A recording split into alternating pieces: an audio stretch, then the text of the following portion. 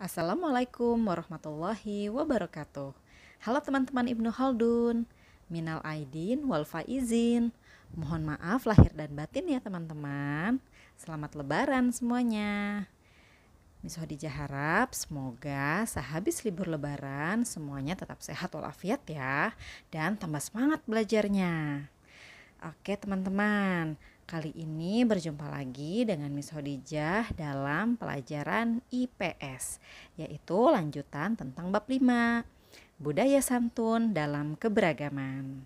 Baik, sebelum kita mulai belajar, mari sama-sama kita berdoa dengan membaca basmalah. Bismillahirrahmanirrahim.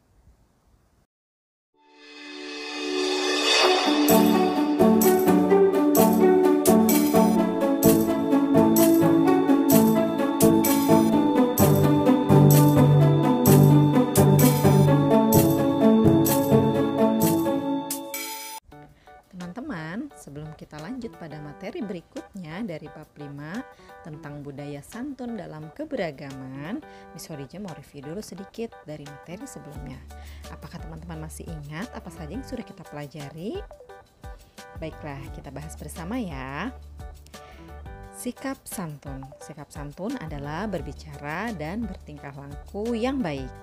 Nah, sebagai bangsa yang majemuk, sikap santun sangat diperlukan karena kita dan orang lain itu berbeda.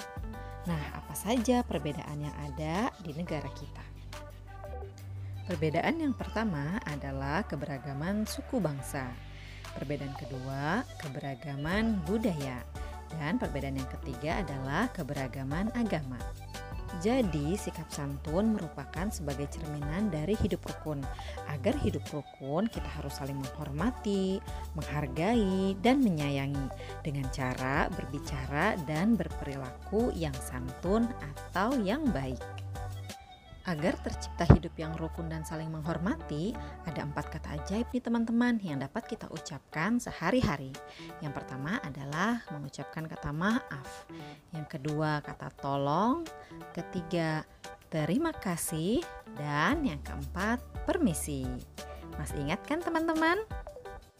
Nah, sekarang kita lanjut pada materi berikutnya di bab 5, yaitu tentang menyesuaikan diri dengan budaya setempat. Pernahkah teman-teman mendengar peribahasa yang mengatakan di mana bumi dipijak, di situ langit dijunjung? Nah, peribahasa tersebut mengajarkan kita untuk selalu menghormati budaya dan adat setempat di mana kita berada. Jadi, sikap santun harus diterapkan di semua tempat. Lalu bagaimana cara bersikap santun dimanapun kita berada? Mari kita bahas bersama. Yang pertama, tempat dengan budaya yang sama dengan budaya sendiri. Maksudnya, jika kita tinggal di daerah asal sendiri, kita tentu sudah mengetahui budaya yang berlaku. Kita dapat bersikap santun seperti biasa. Nah, di sini contohnya adalah sejak kecil, Bayu sudah mengenal budaya daerahnya. Ketika melewati orang yang lebih tua, Bayu menundukkan badan dan mengucapkan kata permisi. Ayah selalu mengajarkan Bayu untuk selalu bersikap santun. Ketika berbicara kepada orang yang lebih tua harus sopan, dan kepada yang lebih muda harus menyayangi. Selanjutnya adalah cara yang kedua, yaitu tempat dengan budaya yang berbeda dari budaya sendiri. Maksudnya adalah terkadang kita tidak tinggal di daerah asal kita. Bisa jadi kita tinggal di daerah yang berbeda atau kita sedang bepergian. Nah, sebaiknya kita mengikuti budaya yang ada. Dengan begitu kita sudah bersikap santun. Sebagai contoh, ketika Bayu dan keluarganya berkunjung ke Aceh, Ibu Bayu tidak memakai kerudung. Ketika sampai di bandara, teman Ibu Bayu memberinya kerudung dan memberitahu bahwa semua perempuan yang masuk ke daerah Aceh harus menutup kepalanya. Ibu Bayu adalah orang yang santun.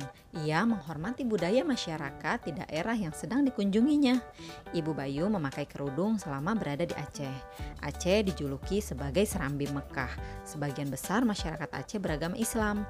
Memakai kerudung adalah ajaran agama Islam dan menjadi budaya khas masyarakat Aceh. Menghormati budaya daerah lain tempat kita berada menunjukkan sikap santun sebagai warga negara yang majemuk. Cara yang ketiga adalah mencari tahu budaya daerah lain. Ada kalanya kita mengunjungi daerah lain untuk berlibur. Kita tidak tahu seperti apa budaya yang ada di daerah tersebut. Nah, oleh sebab itu, pentingnya mencari tahu informasi budaya lain yang sedang kita kunjungi agar dapat mengikuti dan menghormati budaya tersebut.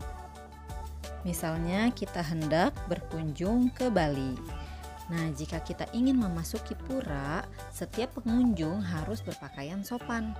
Jika mengenakan celana atau rok pendek, maka petugas akan memberikan kain panjang untuk menutupi bagian tubuh yang terbuka. Karena pura adalah tempat ibadah umat Hindu, pura harus dijaga kebersihan dan kesuciannya. Oleh sebab itu, sebagai pengunjung yang menghormati budaya setempat, kita sebaiknya mengikuti aturan yang ada. Itulah cara kita menyesuaikan diri dengan budaya setempat. Selanjutnya adalah manfaat menerapkan budaya santun dalam kehidupan sehari-hari. Apa saja kira-kira manfaatnya? Mari kita bahas bersama. Yang pertama adalah manfaat sikap santun dalam keluarga. Apa saja manfaatnya? Anak yang santun menghormati keluarga yang lebih tua dan menyayangi yang lebih muda. Selanjutnya, berbicara dengan lembut dan bermain dengan rukun antar adik dan kakak. Jika adik dan kakak rukun dan saling menghormati, maka hidup menjadi damai. Orang tua pun menjadi senang dan bahagia. Berikutnya adalah manfaat sikap santun di sekolah.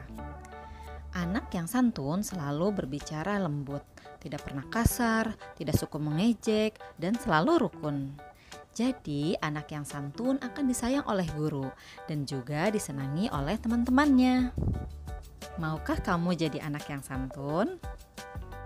Yang terakhir adalah manfaat sikap santun di masyarakat. Tetangga adalah keluarga terdekat kita. Kita harus mengenal tetangga kita. Jika tetangga kesusahan, maka bantulah dengan senang hati. Dan jika berselisih paham, maka bicarakanlah baik-baik. Karena jika kita bersikap santun dengan tetangga, maka tetangga pun akan santun kepada kita. Hidup menjadi rukun dan kita dapat melakukan kegiatan bersama-sama dengan nyaman. Nah, itulah tadi pembahasan kita tentang bagaimana menyesuaikan diri dengan budaya setempat dan apa saja manfaat menerapkan budaya santun dalam kehidupan sehari-hari. Jadi, marilah kita terapkan budaya santun dalam kehidupan sehari-hari dimanapun kita berada. Baiklah teman-teman, demikian pembelajaran IPS kita di video kali ini. Sampai jumpa di pertemuan berikutnya. Tetap jaga iman, jaga imun, dan jaga kesehatan ya teman-teman. Sekian dari Miss Khadijah. Wassalamualaikum warahmatullahi wabarakatuh.